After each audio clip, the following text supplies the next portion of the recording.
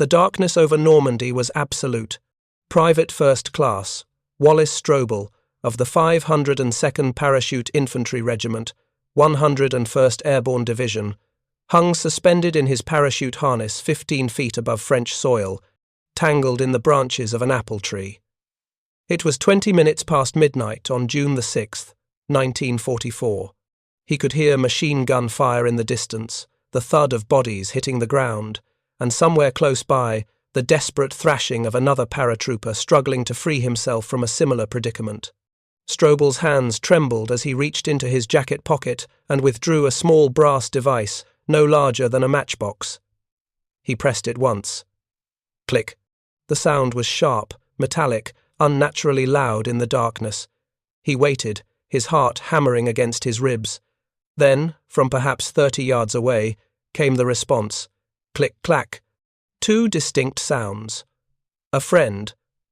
For the 13,000 American paratroopers of the 82nd and 101st Airborne Divisions who jumped into Nazi-occupied France in the early morning hours of D-Day, that simple mechanical cricket sound represented the difference between life and death, between finding one's unit in the chaos or wandering alone into German machine gun fire.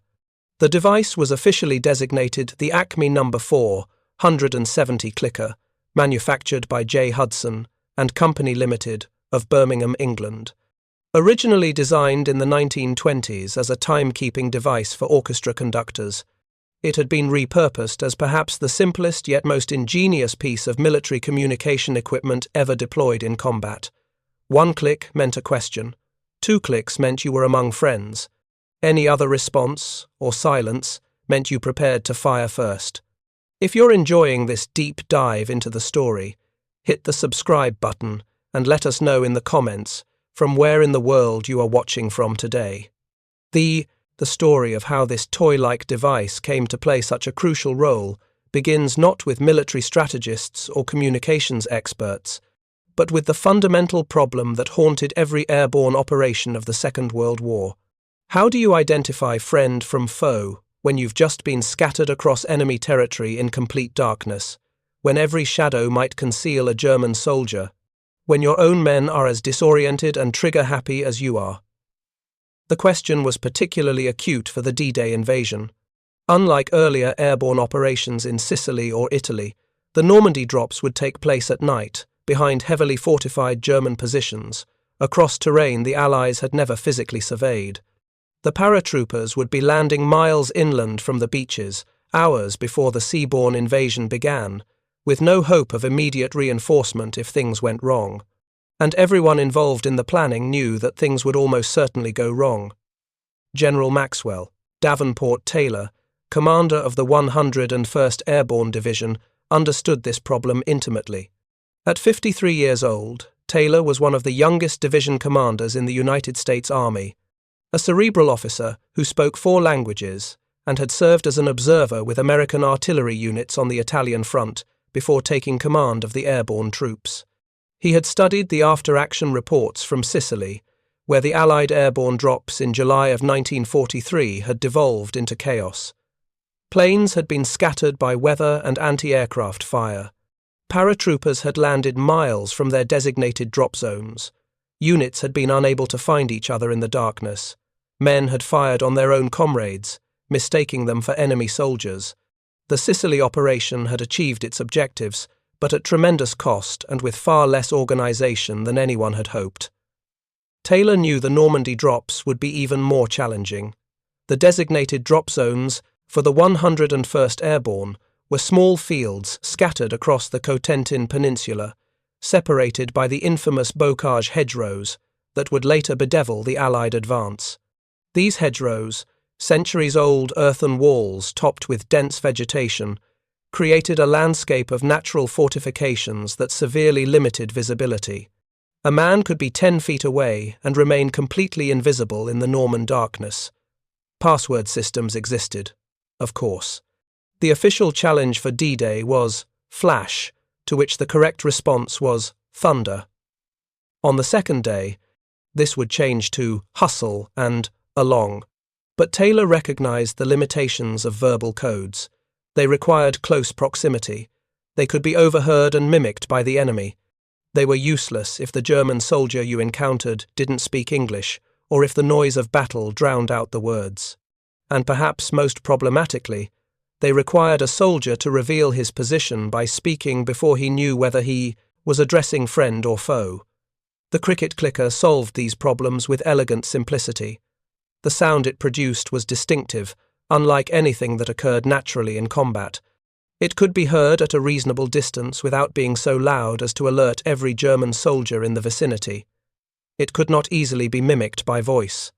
And most importantly, it provided a system of challenge and response that could be executed silently, quickly, in complete darkness, even by men who were wounded or in shock.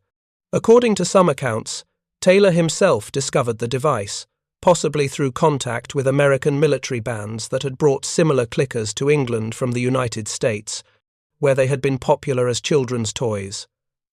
Other sources suggest that junior officers in the division identified the clicker's potential and brought it to Taylor's attention. The exact origin remains unclear. But what is certain is that in the spring of 1944, the 101st Airborne Division placed an urgent order with J. Hudson and Company for between 7,000 and 10,000 cricket clickers. The British manufacturer scrambled to fulfill the order. They had approximately 3,000 nickel-plated clickers already in stock, but producing the remainder required adapting their production methods. When brass became scarce due to wartime shortages, the company resorted to using tin salvaged from biscuit containers at the nearby Cadbury chocolate factory. The clickers were manufactured in 3 varieties: nickel-plated brass, plain brass, and tin. Each consisted of 2 simple components, an outer casing and a flexible spring steel plate mounted inside. When the casing was pressed against the plate, it produced a sharp clicking sound that somewhat resembled the chirp of a cricket, hence the name American paratroopers gave it. In late May of 1944, just days before the invasion, the clickers were distributed to the men of the 101st Airborne. Each paratrooper received one. They were instructed to keep it readily accessible, though soldiers employed various methods of carry. Some kept the clicker in their jacket or trouser pockets, others tied them around their necks with parachute cord, a few secured them to their helmets with tape or wire. The official instruction was simple. If you hear a sound in the darkness and are unsure of its source, click once. If the response is 2 clicks, you've found a fellow American paratrooper. If there's any other response or no response at all, you shoot first and investigate later.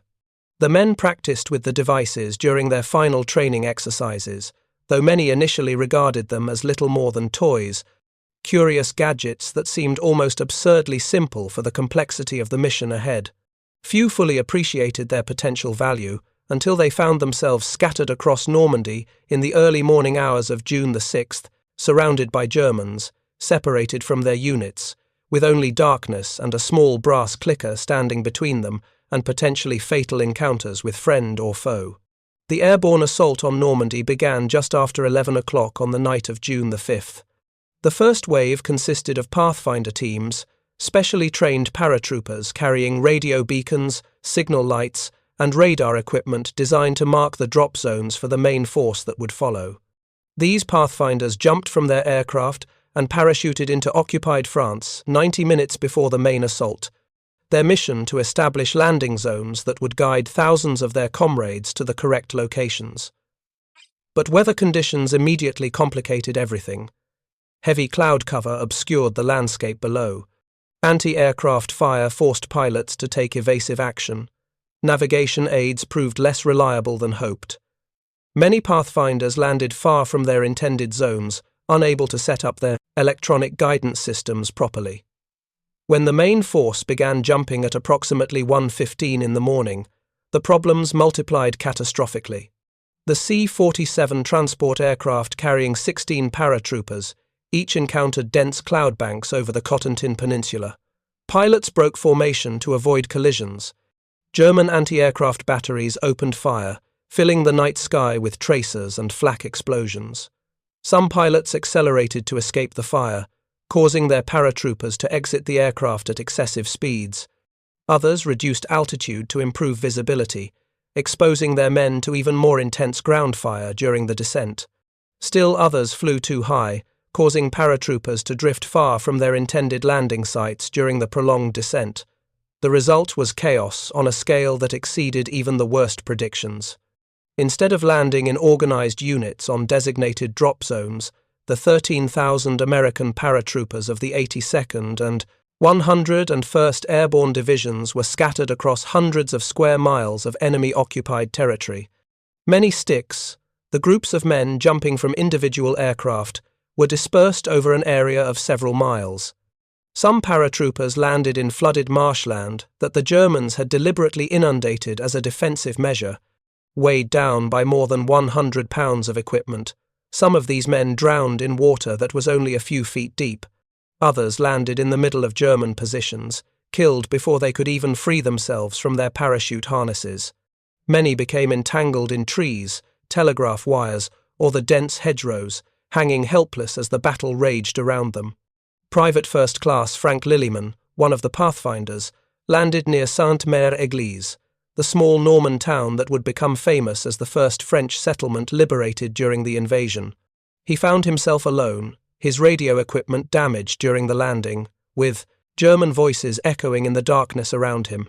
Staff Sergeant Harrison Summers of the 502nd Parachute Infantry Regiment landed in a field more than a mile from his designated drop zone, separated from every member of his unit. Lieutenant Richard Winters of Easy Company, later to become famous through the book and television series Band of Brothers, gathered together only a fraction of his men in the initial hours after landing, spending precious time searching for scattered troopers while his unit's objectives remained unaccomplished. In this chaos, the cricket clickers proved their worth. Sergeant John Fitzgerald of the 501st Parachute Infantry Regiment later recalled moving through a hedgerow-lined field in the darkness, hearing a rustling sound ahead. He clicked once. The two-click response that came back revealed another American paratrooper from a different company, similarly lost and searching for his unit. Together, they continued moving, through the darkness, clicking and gathering more isolated soldiers. Within 2 hours, Fitzgerald had assembled a group of 15 men from 4 different companies, enough to begin moving toward their objectives. The system was not foolproof. In the confusion, some German soldiers captured clickers from dead or captured Americans and attempted to use them to lure Allied troops into ambushes. Word spread quickly among the paratroopers to be cautious, to verify the two-click response with visual identification when possible, to remain suspicious even after hearing the correct signal. Some men reported hearing clicker sounds that seemed slightly off, the timing wrong, the clicks too mechanical or too hesitant. In at least one documented case, a German soldier attempted to mimic the two-click response but produced 3 clicks instead, prompting the American who had issued the challenge to immediately open fire. Yet despite these dangers, the cricket system succeeded in reuniting scattered paratroopers throughout the night. Captain Richard Winters, moving toward his unit's objective of destroying a German artillery battery, used the clicker to locate and assemble men from multiple platoons. Private David Kenyon Webster, landing badly and spraining his ankle, followed the sound of cricket clicks through the darkness until he found a group of paratroopers who provided him with morphine and helped him toward the assembly area. Lieutenant Colonel Robert Wolverton, commanding officer of the 3rd Battalion, 506th Parachute Infantry Regiment, gathered nearly 80 men from various units using a combination of the verbal password system and the cricket clickers, though he would be killed by German machine gun fire later that morning while leading his assembled force toward their objective. The cricket's effectiveness extended beyond simple identification. Its sound became a rallying point, a beacon of hope in the darkness. Captain Frank Lillyman described hearing the distinctive click-clack pattern echoing across a flooded field at approximately 3 in the morning, the sound drawing isolated paratroopers toward each other like moths to a flame. Within minutes, what had been lone soldiers became a squad, then a platoon, then a combat-effective force capable of attempting their assigned missions. But the crickets alone did not account for the paratroopers' survival and eventual success in Normandy. Another factor proved equally crucial: the French civilians who risked everything to help the scattered American soldiers. The Norman countryside was densely populated with farm families who had endured 4 years of German occupation. These farmers knew the land intimately, understood the patterns of German patrols, and recognized that the paratroopers descending from the night sky represented the long-awaited liberation, however violent its arrival. Accounts from both American veterans and French survivors describe dozens of instances where Norman farmers assisted lost or wounded paratroopers. A British pathfinder named Douglas Baines landed in the dried-out, boggy River Diver, far from his intended drop zone. A local farmer discovered him and several of his comrades struggling in the difficult terrain and guided them to safer ground. The farmer was later captured by German forces and executed for aiding the Allied troops, one of hundreds of French civilians who paid the ultimate price for their courage during the Normandy campaign. Near the village of Angerville-aux-Plaines, farmer Marcel Lefebvre hid 3 wounded American paratroopers in his barn, treating their injuries with supplies from his own limited medical kit and sharing his family's meager food rations. When a German patrol searched the farm, Lefebvre's wife, Marie, distracted the soldiers while Marcel hurriedly covered the Americans with hay. The deception succeeded, though the paratroopers later learned that another French family in the same village had been less fortunate, their aid to Allied soldiers discovered, and the entire household arrested. These French civilians became, in effect, human beacons supplementing the mechanical crickets. They knew which paths through the hedgerows were passable and which led to German strongpoints. They could identify the sounds of German vehicles and knew the schedules of enemy patrols. Some farmers, particularly those who spoke even rudimentary English, learned from pre-war contact with British tourists, served as guides for lost paratroopers, leading small groups through the labyrinthine bocage toward areas where larger American forces were assembling. The combination of the cricket clickers for soldier-to-soldier identification and French civilian assistance for general orientation proved remarkably effective. By dawn on June the 6th, despite the chaotic drops and heavy casualties, the 101st Airborne Division had assembled enough men in enough locations to begin, attempting their primary missions. Securing the causeways leading from Utah Beach to allow the seaborne invasion forces to move inland, capturing key bridges and road junctions, and creating sufficient chaos behind German lines to prevent organized counterattacks against the beaches. Private Wallace Strobel, the paratrooper we encountered at the beginning of this account, finally freed himself from the apple tree at approximately 2:30 in the morning. He used his cricket clicker 3 times in the next hour, each time receiving the 2-click response that guided him toward other members of his unit. By 3:45, he had joined a force of approximately 30 paratroopers from various companies. A French farmer, whose name Strobel never learned, emerged from a nearby farmhouse and, using gestures and a few words of English, warned them that a German machine gun position sat astride the direct route to their objective. The farmer indicated an alternate path through his fields, adding precious minutes to their journey, but potentially saving their lives. The group followed his guidance, successfully avoided the German position, and reached their assembly area just as the sky began to lighten with the approach of dawn. As the sun rose on June the 6th, 1944, the paratroopers of the 101st Airborne Division controlled more ground than anyone had dared hope given the disaster of the drops. They held Sainte-Mère-Église, blocking German reinforcements from the north. They had secured most of the causeway exits from Utah Beach. Small groups of American paratroopers occupied strongpoints throughout the German rear areas, creating confusion and disrupting communications. The cost had been severe, with perhaps 20% of the division's men killed, wounded, captured, or still unaccounted for in the dawn light. But they had accomplished the essential mission. The German forces in Normandy were unable to mount an effective, coordinated response to the beach landings that began at 6:30 that morning. General Maxwell Taylor, who had jumped with his men despite his rank, later reflected on the role of the cricket clickers in the success of the operation.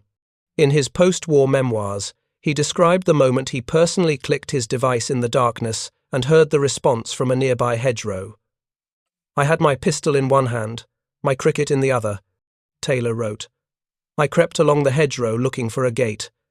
Just as I found it, I heard a stir on the other side. I drew my pistol and got all set. Then I heard the click.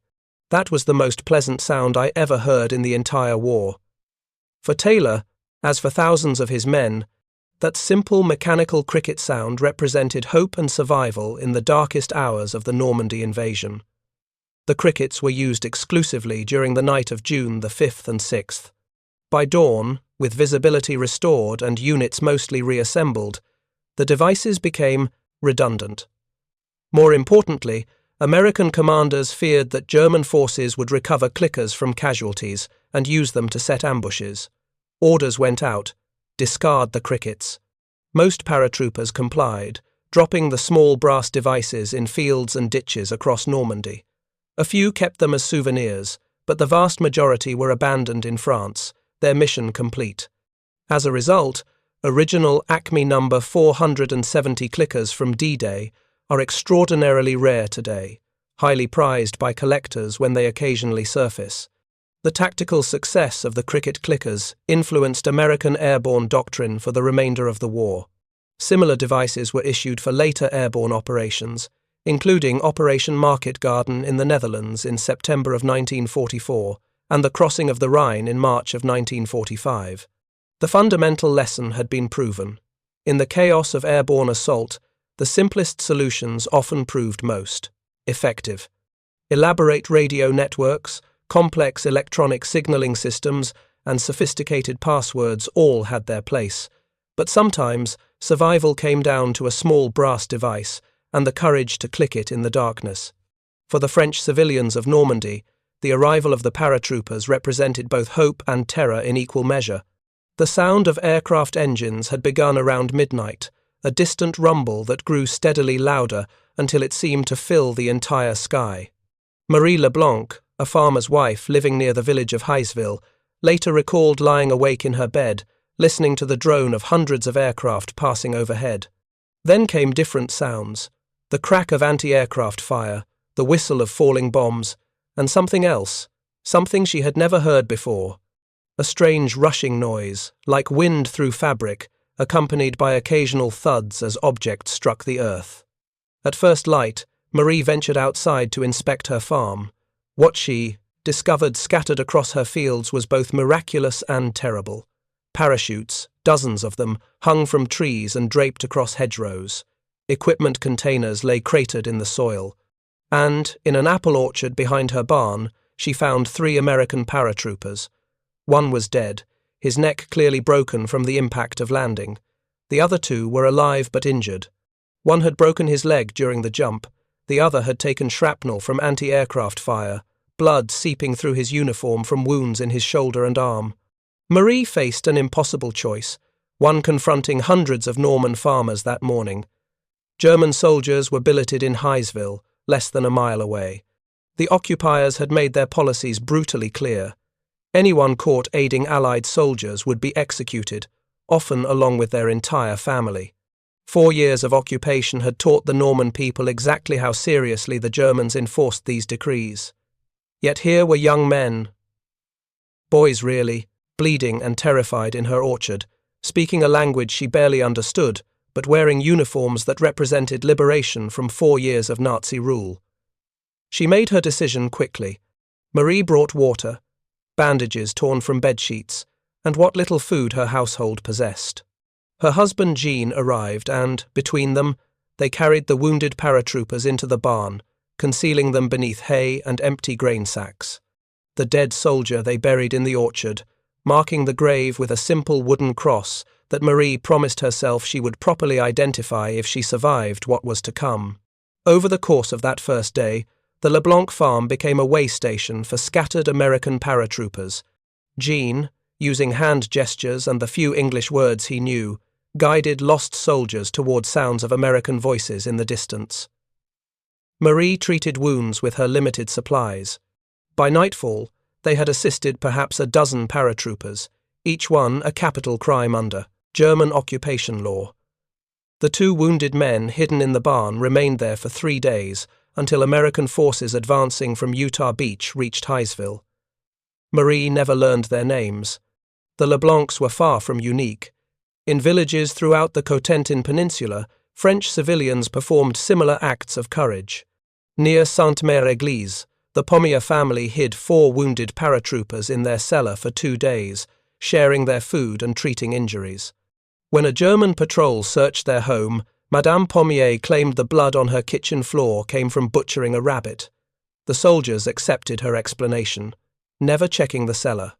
In Angerville-aux-Plaines, 2 American medics, Robert Wright and Kenneth Moore, established an aid station in the village church, treating both American and German wounded without discrimination.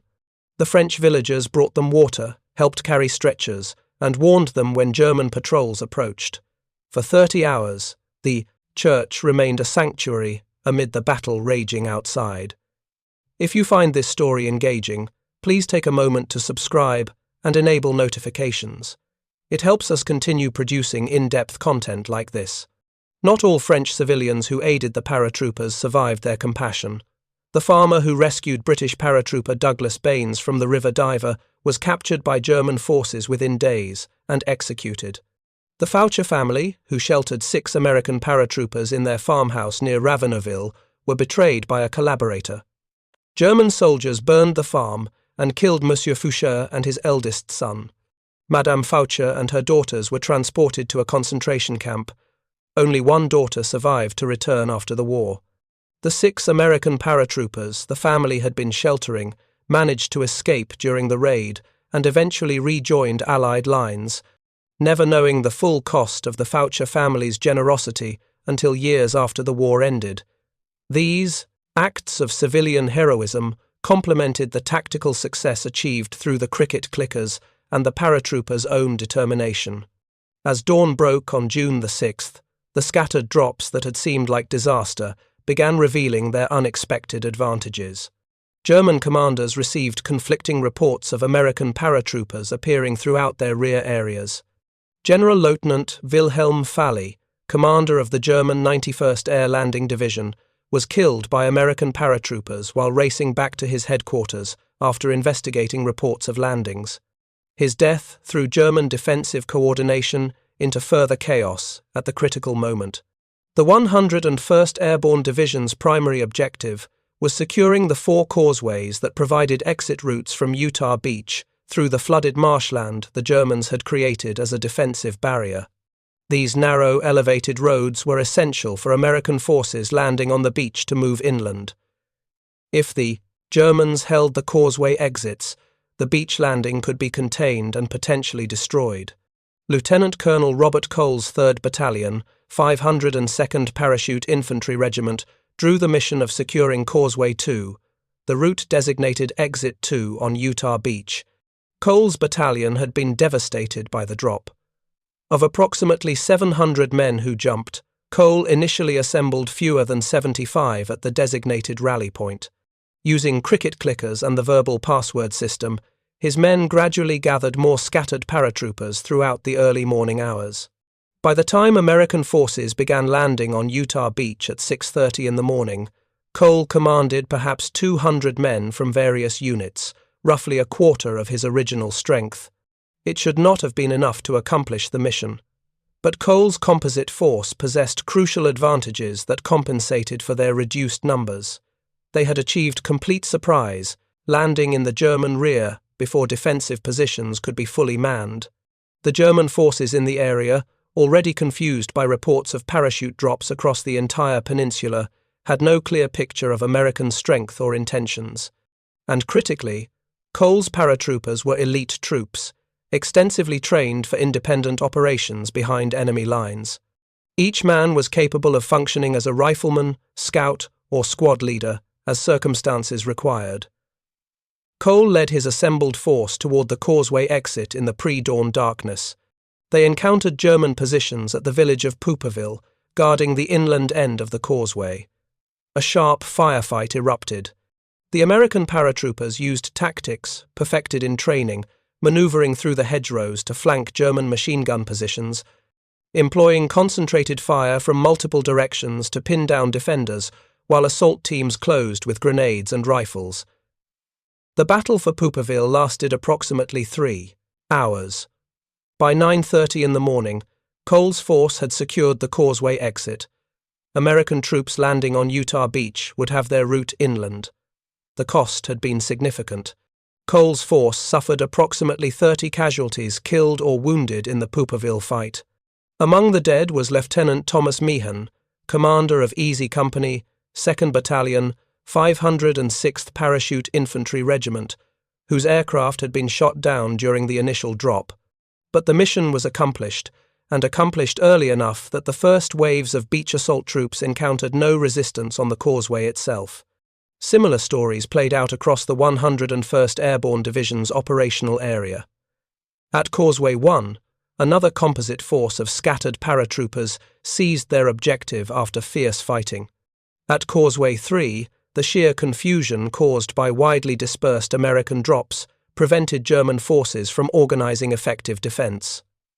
Causeway 4 fell to paratroopers who had initially landed miles from their intended drop zone, but made their way cross-country using guidance from French farmers who knew every path through the bocage. The 82nd Airborne Division, operating farther west with the mission of securing key bridges and towns, experienced similar success born from chaos. The division's scattered drops actually created a broader zone of confusion for German defenders than any concentrated landing could have achieved. Small groups of paratroopers appeared simultaneously across dozens of locations, each group firing on German positions, cutting telephone lines, and creating the impression of a massive American presence throughout the peninsula. German commanders, unable to obtain reliable intelligence about American strength or objectives, hesitated to commit their reserves, fearing they would send reinforcements toward diversions while the main American effort struck elsewhere. Sainte-Mère-Église, the first French town liberated during the invasion, fell to a composite force of approximately 180 paratroopers from multiple battalions of the 505th Parachute Infantry Regiment. The town's capture was both planned and accidental.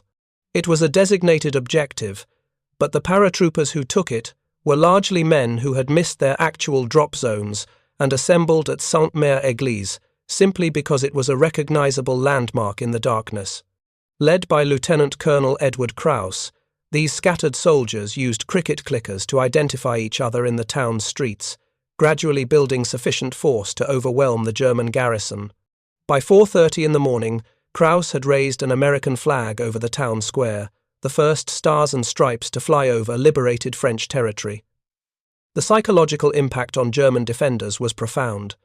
Generaloberst Friedrich Dollmann, commanding the German 7th Army, received reports throughout the night and early morning of American paratroopers landing across a front of nearly 40 miles. He had no way of knowing that these represented scattered drops from an operation that had gone badly wrong rather than a coordinated multi-divisional assault. The uncertainty paralyzed German decision-making during the crucial hours when determined counterattacks might have seriously damaged the Allied lodgment. By noon on June the 6th, the 101st Airborne Division controlled most of its objectives, despite having suffered approximately 2,000 casualties during the drop and subsequent fighting. The division's after-action reports noted that the cricket clickers had proven essential to assembling combat-effective forces from scattered personnel. Without the simple identification system, many small groups of paratroopers might have remained isolated, unable to distinguish friend from foe in the confusion, potentially firing on each other or simply hiding, until daylight revealed their positions to German forces. The broader tactical lessons of the Normandy airborne assault were studied extensively by American military planners. The fundamental paradox was clear.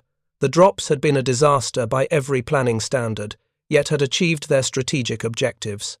This was partly due to the quality of the individual paratroopers, their training and initiative. It was partly due to the courage of French civilians who provided aid and guidance, and it was partly due to simple devices like the cricket clicker that enabled scattered men to find each other and coalesce into fighting units. Private First Class Wallace Strobel, whose story opened this account, survived D-Day and fought with the 101st Airborne Division through the remainder of the Normandy campaign. He participated in Operation Market Garden in September of 1944.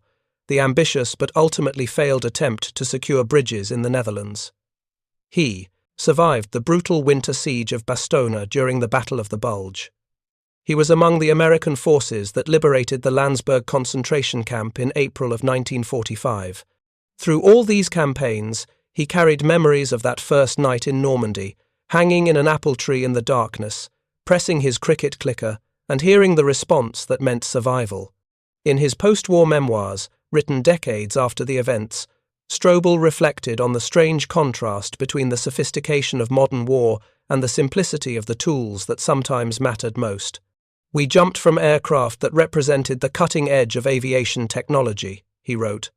"We carried the latest weapons, the best equipment American industry could produce. We were supported by the most elaborate invasion plan in military history. But in those first hours in Normandy, my life depended on a brass toy that cost maybe 10 cents to manufacture. I clicked it in the darkness. And someone clicked back, and that was enough. That was everything." The cricket clickers themselves faded quickly from history. Most were discarded in Normandy as ordered. The few that survived as souvenirs were lost over the years, tucked away in attics or thrown out by families who didn't understand their significance. The original manufacturer, J. Hudson and Company, continued producing whistles and similar devices, but didn't resume cricket clicker production until the 21st century, when interest in D-Day memorabilia created demand for authentic reproductions. Today, original Acme No. 4 170 clickers from 1944 can sell for thousands of dollars when they appear at auction, tiny brass artifacts that played an oversized role in history's largest amphibious invasion. The French civilians who aided the paratroopers received mixed recognition. Some, like the Leblanc family, survived the war and were later honored by the French government and American veteran organizations. Others, like the farmer who rescued Douglas Baines, paid with their lives and were largely forgotten except in local memory. After the war, American veteran groups made efforts to identify and thank the Norman civilians who had helped scattered paratroopers during those first critical hours. Many remained anonymous, their acts of courage known only to the individual soldiers they assisted and perhaps to their immediate neighbors. The strategic success of the airborne assault on Normandy changed American military doctrine regarding airborne operations. The value of inserting elite troops behind enemy lines before a major assault was confirmed, despite the high casualties and inevitable confusion of parachute operations. But the Normandy experience also demonstrated that elaborate planning could only accomplish so much. At some point, success depended on individual initiative, simple, reliable tools, and the courage of soldiers willing to click a brass, cricket in the darkness, and trust that the response would come from a friend rather than an enemy. General Maxwell Taylor, promoted to command of United States Army Europe after the war, and later serving as chairman of the Joint Chiefs of Staff under President John F. Kennedy, never forgot the lessons of that June night in Normandy. He kept one of the original cricket clickers on his desk throughout his military career and later political life, a reminder that the most sophisticated plans ultimately depend on the simplest fundamentals of trust, courage, and communication between individuals under unimaginable stress. The paratroopers of the 101st and 82nd Airborne Divisions, who survived D-Day, carried their memories of that night for the remainder of their lives. They remembered the terror of jumping into darkness, of landing scattered and alone in enemy territory, of hearing German voices in the shadows. But they also remembered the sound of that cricket, clicker, the simple click-clack that meant they were not alone, that somewhere in the darkness were friends and comrades. For many, that sound remained the most significant memory of the entire war, more vivid than battles, more meaningful than medals or promotions. It was the sound of survival, of hope in darkness, of simple ingenuity triumphing over chaos. In the decades after the war, as D-Day veterans aged and their numbers dwindled, reunions of airborne units often featured the sound of cricket clickers. Old men would produce the devices, original or reproduction, and create that distinctive click-clack in hotel ballrooms or at ceremonies in Normandy. For those who had been there, the sound instantly transported them back to June the 6th, 1944, to Norman fields in darkness, to the moment when a mechanical cricket sound meant the difference between life and death. For younger generations observing these ceremonies, the cricket clickers seemed almost trivial, small, brass toys that hardly seemed worthy of the reverence the veterans displayed. But those who had jumped into Normandy understood. They knew that sometimes the simplest tools carry the greatest meaning, that survival can depend on a 10-cent piece of brass and the courage to use it. Thank you for watching. For more detailed historical breakdowns, check out the other videos on your screen now, and don't forget to subscribe.